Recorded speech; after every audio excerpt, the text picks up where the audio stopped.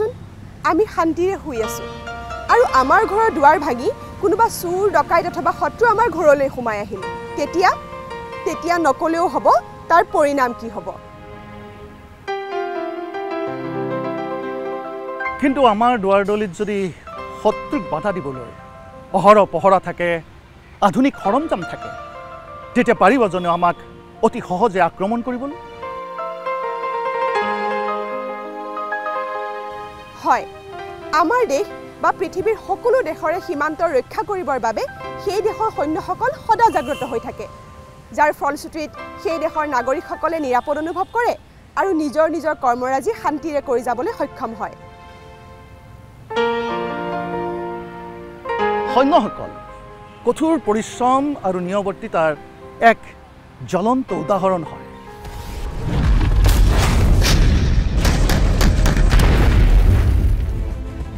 মানৱে মহাকাশত বিচৰণ কৰাৰ সময়ৰ এই আধুনিক যুগত যুদ্ধৰ কৌশল আৰু অস্ত্ৰৰ ব্যৱহাৰ যুগৰ লগত খাপ খোৱাকৈ প্ৰযুক্তিবিদ্যাৰ বিৰাট পৰিৱৰ্তন মন কৰিব লগা বা সি অৱধাৰিত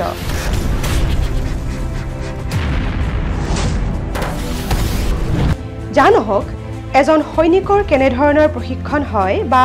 এজন সৈনিক হৈ ওলাই আহিবলৈ কেনেধৰণৰ অৰ্হতা লাগে সেয়া আমাৰ দেশৰ এজন প্ৰাক্তন সৈনিক বিষয়াৰ পৰা জানো আহক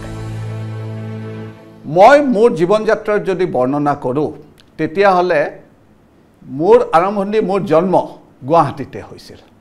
আৰু গুৱাহাটীতে মোৰ প্ৰাৰম্ভিক শিক্ষা এই আমাৰ ওচৰৰ উলুবাৰী বুনিয়াদী বিদ্যালয়ত তাত আৰম্ভ হৈছিল তাৰপিছত মই ডন বস্কো হাইস্কুল পাণবজাৰত মই পঢ়িছিলোঁ আৰু ডন বস্কোৰ পিছত মই সৰ্বভাৰতীয় পৰীক্ষা এটা দি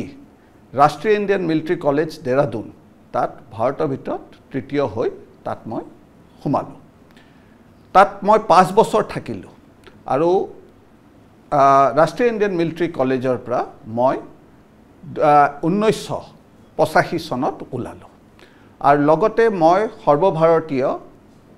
নেশ্যনেল ডিফেন্স একাডেমি পৰীক্ষাটো দিছিলোঁ আৰু AIR-1 ৰেংকিং লৈ মই উত্তীৰ্ণ হৈছিলোঁ তাৰপিছত NDA পুনাত মই 3 বছৰ আৰু ইণ্ডিয়ান মিলিটাৰী একাডেমিত ভাৰতীয় সেনাত সোমোৱাৰ আগতে এবছৰ কৰি মই 1989ত মই ভাৰতীয় সেনাত সোমালোঁ প্ৰাৰম্ভিকতে প্ৰথমতেই মোৰ পোষ্টিং আছিল কাশ্মীৰত মই কাশ্মীৰত আৰু প্ৰায় 4 বছৰ আছিলোঁ আৰু পাঞ্জাবত এবছৰ আছিলোঁ সেই সময়ত পাঞ্জাব আৰু কাশ্মীৰ দুইখন জাগাতে সন্ত্ৰাসবাদীৰ বেছ আছিল প্ৰভাৱটো আছিল আৰু আমি কাউণ্টাৰ ইনচাৰ্জেঞ্চি অপাৰেশ্যনছত আছিলোঁ তাৰপিছত মই দেশৰ বিভিন্ন প্ৰান্তত বিশেষকৈ বৰ্ডাৰ এৰিয়াত আছিলোঁ মই কাশ্মীৰত প্ৰায় 8 পৰা 9 বছৰ আছিলোঁ আৰু লগতে পাকিস্তান আৰু চীন সীমান্ততো মই অনেক বছৰ আছিলোঁ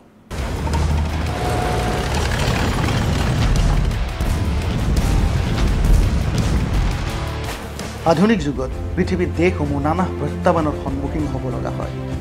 সেয়া হ'ল অভ্যন্তৰীণ আৰু বহিঃশত্ৰুৰ প্ৰত্যাহ্বান যদিও অভ্যন্তৰীণ প্ৰত্যাহ্বানৰ বাবে বিভিন্ন বিভাগ থাকে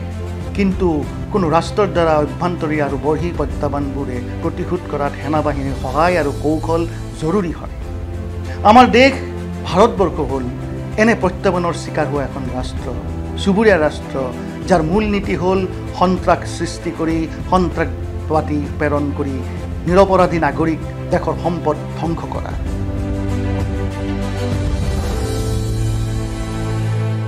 আজিৰ দিনত মই ভাবোঁ যে ভাৰতীয় সেনাত যোগদান কৰাতকৈ আৰু সন্মানজনক আৰু একো হ'ব নোৱাৰে কাৰণ আমাৰ ল'ৰা ছোৱালীৰ মাজত এটা মই দেখিছোঁ প্ৰত্যেক ল'ৰা ছোৱালীৰ মাজত এটা দেশপ্ৰেম দেশভক্তিৰ এটা থাকে আৰু লগতে কিবা এটা কৰিম বুলি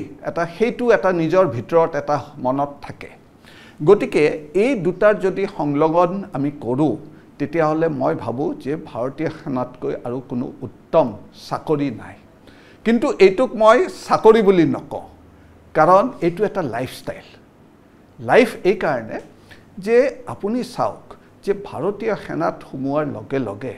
আপুনি দেশৰ ৰক্ষাৰ হকে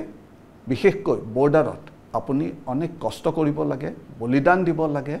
আৰু আপোনাৰ লগতে দেশৰ হকে আপুনি অনেক কাম কৰিব লাগে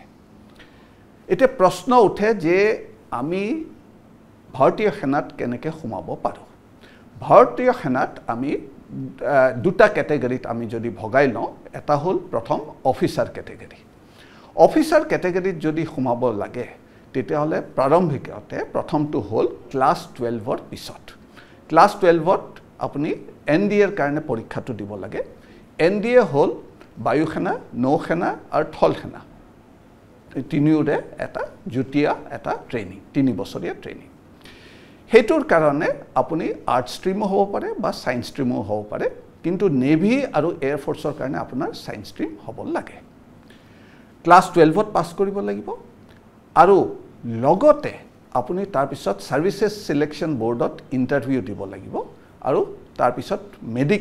মেডিকেলি ফিট হ'ব লাগিব আৰু আপোনাৰ মেৰিট লিষ্ট এখন হ'ব এতিয়া সাৰ্ভিস সিলেকশন বোৰ্ডত ইন্টাৰভিউটো তাত তিনিজনে লয় এজন ইন্টাৰভিউইং অফিচাৰে লয় এজন মনোবৈজ্ঞানিক সাইকোলজিষ্টে লয় আৰু এজন ground task জিটিও ground task officer বুলি তিনিজনে লয় আৰু তাৰ পিছত যোন এছএছবিত সফল হয় সেই সকলৰ মেডিকেল কৰা যায় আৰু মেডিকেলত যদি আপুনি ফিট হয় তেতিয়াহ'লে আপোনাৰ লিষ্টত আপোনাৰ নামটো আহি যায়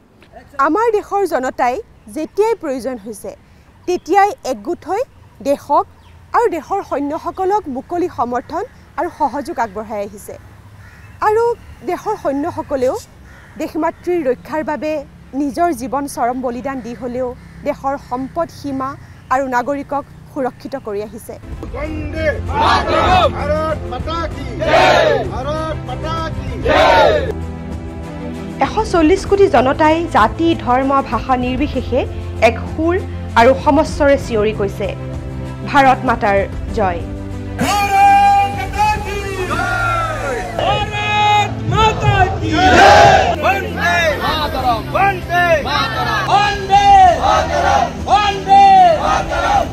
এনচিচি স্পেশাল এন্ট্ৰি স্কিমত যদি আপোনাৰ এনচিচিৰ সি সাৰ্টিফিকেট থাকে এ বা বি গ্ৰেডিঙৰ সৈতে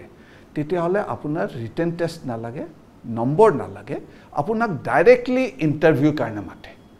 অৰ্থাৎ মোৰ যদি এনচিচি সি সাৰ্টিফিকেট আছে ধৰক এ বা বি গ্ৰেডিঙৰ সৈতে মই সিধা মই এপ্লাই কৰাৰ লগে লগে মোক ইন্টাৰভিউ কাৰণে মাতি দিব আৰু ইন্টাৰভিউত যদি মই পাছ হওঁ তাৰপিছত মেডিকেল এক্সামিনেশ্যন হৈ মই ভাৰতীয় সেনাত সেই এনচিচি স্পেশাল এন্ট্ৰি স্কিমত সোমাব পাৰোঁ ইয়াৰ বাহিৰেও ডাক্তৰৰ কাৰণে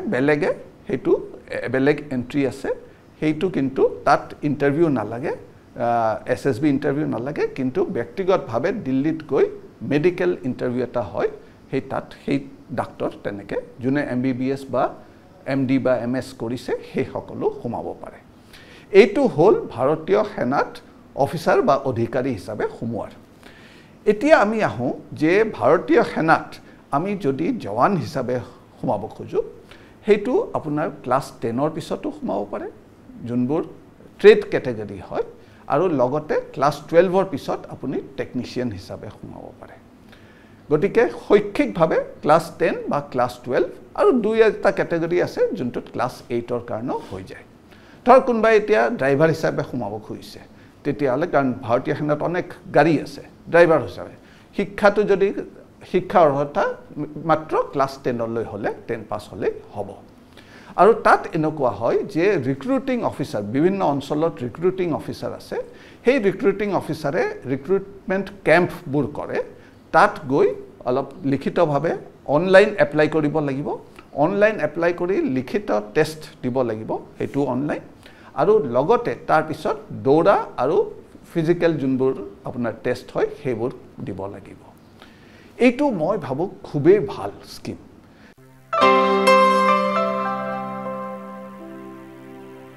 সেনাসকলৰ অৱদান আৰু বীৰত্বৰ যি গাথা তাক কৈ শেষ কৰিব নোৱাৰে আমাৰ অসম প্ৰদেশৰ বুৰঞ্জীৰ ইতিহাসত এনে বীৰত্ব আৰু পৰাক্ৰমৰ কথাৰে ভৰি আছে কোনে পাহৰিব বীৰ লাচিতৰ সেই মহান বাণী দেশতকৈ মোমাই ডাঙৰ নহয় মূলা গাভৰুৰ দৰে বীৰংগানাৰ বীৰত্ব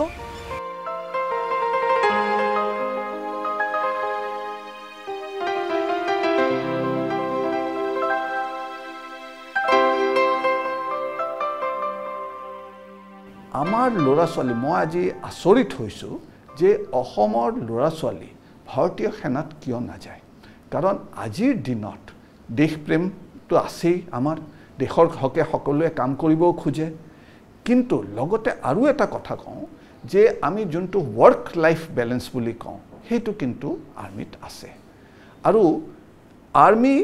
অফিচাৰে হওক বা জৱানে হওক আজিৰ দিনত একমাত্ৰ সেৱা য'ত পেঞ্চন স্কিম এতিয়াও চলি আছে ইয়াৰ লগতে জৱানৰ আজিকালি আৰু এটা স্কিম চলিছে সেইটো হ'ল অগ্নিবীৰ স্কিম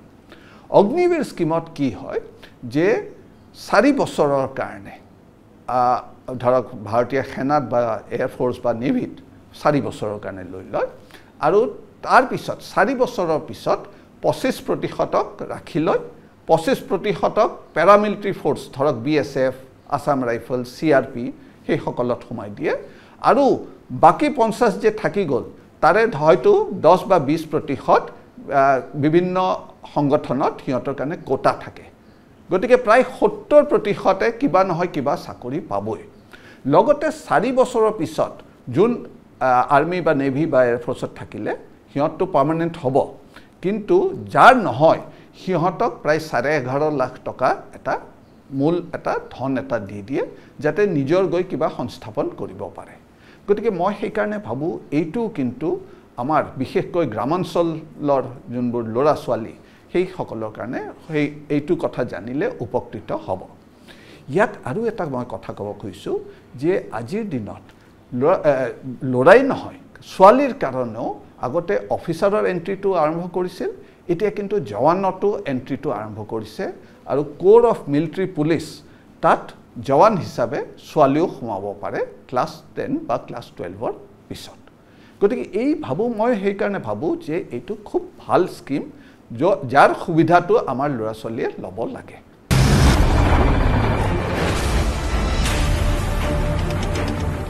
স্বাধীনতাৰ পাছত দেশে কেইবাখনো যুদ্ধত অৱতীৰ্ণ হৈছে সকলো যুদ্ধতে দেশৰ সৈন্য বাহিনীয়ে বিজয় ধ্বজা উৰুৱাবলৈ সক্ষম হৈছে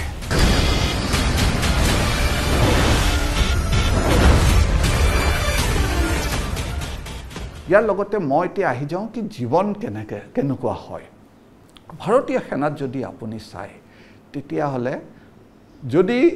মই কওঁ এটা খুব বেলেঞ্চ জীৱন হয় কিন্তু ট্ৰেইনিঙৰ সময়ত কষ্ট হয় এইটো বহুতে মোক সোধে এই ট্ৰেইনিংটো বৰ কষ্টকৰ মই শুনিছোঁ মোৰ খুৰাৰ ল'ৰাটো গৈছিল ক'লে বৰ কষ্ট হয় কষ্ট হ'ব আপুনি যদি ফল পাব লাগে তেতিয়া কষ্ট কৰিবই লাগিব কিন্তু আপুনি যেতিয়া এটা গোট হিচাপে আপোনাৰ যেতিয়া ট্ৰেইনিংবোৰ হয় কাৰণ ট্ৰেইনিংবোৰ বৰ সাইন্টিফিক ট্ৰেইনিং হয় আৰু সাইন্টিফিক ট্ৰেইনিঙত মানে আপোনাৰ যেতিয়া সোমাব হয়তো আপোনাৰ শক্তি সিমান নাথাকিব কিন্তু ট্ৰেইনিঙে আপোনাক শক্তিশালী কৰিব আৰু শক্তিশালী কেৱল শাৰীৰিকভাৱে নহয় মানসিকভাৱেও আপোনাক শক্তিশালী কৰিব কাৰণ ট্ৰেইনিঙত এইটো কৰা হয় যে এটা সময়ত আপুনি দুৰ্গম জাগাবোৰত থাকিব অকলশৰীয়া জাগাত থাকিব বৰ্ডাৰ এৰিয়াত থাকিব তাত যদি থাকে আপুনি কেনেকৈ তাত আপুনি তিষ্ঠিব পাৰিব নাই আপুনি ভাল কৰি থাকিব পাৰে নাই তেতিয়াহ'লে কিন্তু আপুনি সক্ষম হ'ব লাগিব আৰু বিশেষকৈ যেতিয়া আপুনি দেখিব যে সীমান্তত আপুনি 24 ঘণ্টা ডিউটিত থাকিব লাগে তেতিয়াহ'লে মই ভাবোঁ যে শাৰীৰিকভাৱে আৰু মানসিকভাৱে যদি আপুনি শক্তিশালী নহয় তেতিয়াহ'লে আপুনি নোৱাৰিব সেইকাৰণে আমাৰ ট্ৰেইনিংবোৰো সেইমতে কৰিছে যাতে আমি সক্ষম হওঁ গতিকে চাবলৈ গ'লে যেতিয়া ট্ৰেইনিঙৰ কাৰণে যায় আমাৰ ল'ৰা ছোৱালী তেতিয়া হয়তো এটা ল'ৰা বা ছোৱালী হিচাপে সোমায় কিন্তু যেতিয়া ট্ৰেইনিং সম্পন্ন কৰি ওলাই আহে তেতিয়া মই ভাবোঁ এজন স্থল সেনা বা নৌ সেনা বা বায়ু সেনাৰ সৈনিক হিচাপে ওলাই আহে গতিকে সেইটোৱে এই ট্ৰেইনিঙে আপোনাক শিকাই দিয়ে অৱশ্যে আমাৰ সেনাবাহিনীয়ে এটা যোগ্য আৰু উচিত প্ৰত্যুত্তৰ দিবলৈ সক্ষম হৈছে ওফৰাই দিছে ষড়যন্ত্ৰৰে বিৰাট পৰিকল্পনাবোৰক শান্তিকামী আমাৰ দেশ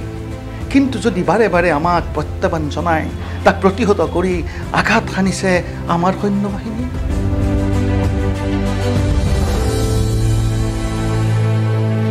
ইয়াৰ লগতে আৰু এটা কথা কওঁ ইয়াৰ লগতে ভাতৃত্বৰ যি এটা মিলন এটা হৈ যায় কাৰণ আপুনি সবৰ লগত ট্ৰেইনিং কৰিছে আৰু জানে যে আপোনাৰ জীৱন ইজন সিজনৰ ওপৰত নিৰ্ভৰ গতিকে এটা ভাতৃত্ব ভাৱ এটা হৈ যায় আৰু সেই কাৰণে কাৰণ আপুনি ধৰক এতিয়া পেট্ৰলিঙত গ'লে আপুনি জানে যে মই সীমান্তত পেট্ৰলিং কৰিছোঁ দুৰ্গম জায়গাত কৰিছোঁ হয়তো পানীত কোনোবাই পৰিল আপোনালোকে খবৰ কাগজত পায়ে থাকে যে পানীৰ ওপৰত পানীত পৰিল কোনোবাই হয় যোৱাকালি এটা হেৰিটো হৈছে যে ইণ্ডিয়ান আৰ্মিৰ অফিচাৰ এজন 6 মাহ মাত্ৰ হৈছিল চাকৰিত সোমাইছে তেওঁ পেট্ৰলিঙত গৈ আছিল এজন জৱান পানীত পৰিল নদী ক্ৰছ কৰোঁতে পানীত পৰিল তেওঁ একো নাভাবি নিজে জঁপিয়াই পেলাই সেই মানুহজনক যোন জৱানজন পানীত পৰিছিল তেওঁক ওলাই আনিলে কিন্তু তেওঁ নিজকে বচাব নোৱাৰিলে মাত্ৰ 6 মাহ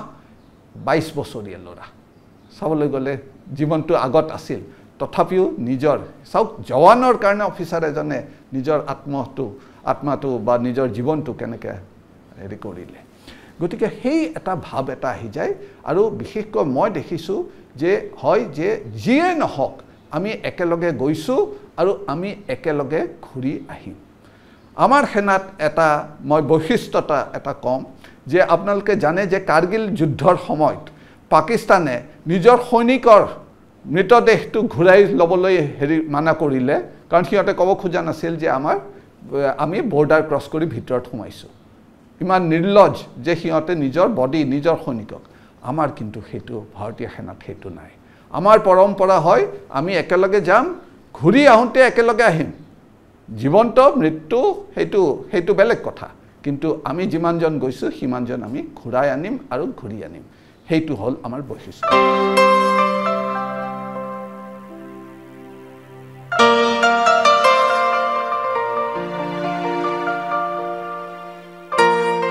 আমাৰ মহাত্মাৰ দেশ শান্তিকামী ভাৰত দেশ কেতিয়াও যুদ্ধৰ সমৰ্থক নহয় বৰঞ্চ মানৱতাৰ জয়গান গোৱা আমাৰ দেশে সদায় শান্তিৰ হকেহে মাত মাতি আহিছে কিন্তু সেই উদাৰতাক যদি শত্ৰু দেশে দুৰ্বলতা বুলি ভাবি লয় তেতিয়াহ'লে তাক প্ৰতিহত কৰাৰ ক্ষমতা আৰু সামৰ্থ্য দুইটাই আমাৰ আছে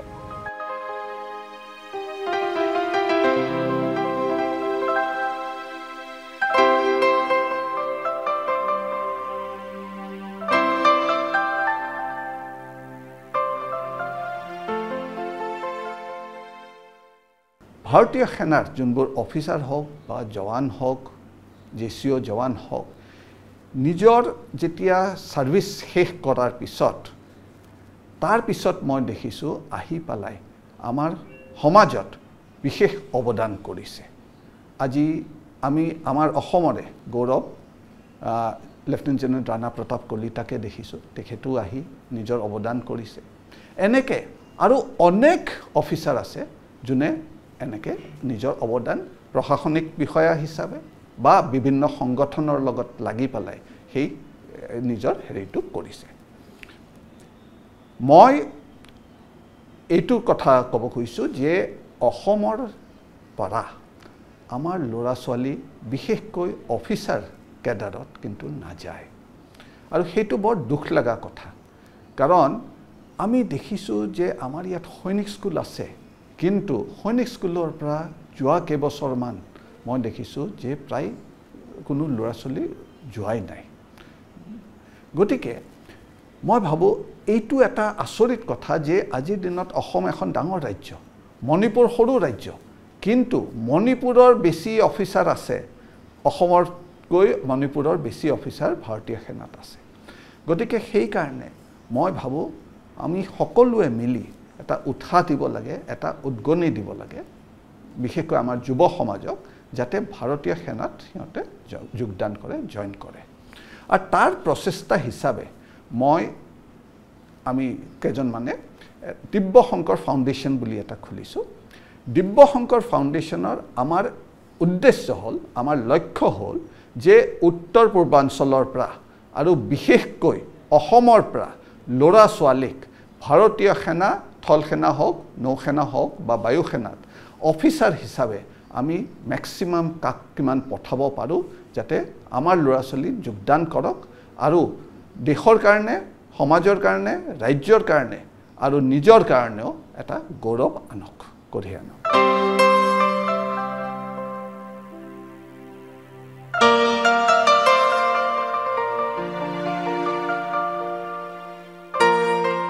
এখন সামৰ্থ্যৱান দেশেহে শান্তিৰ দাবীদাৰ হ'ব পাৰে। আহক ভাৰতৰত্ন ভূপেন্দাৰ সুৰৰে আমি গাওঁ। আইটো কিহেৰে পুজিমে, আইটোৰ চৰণে দুখানি, আই কিহেৰে পুজিমে তোৰ, আই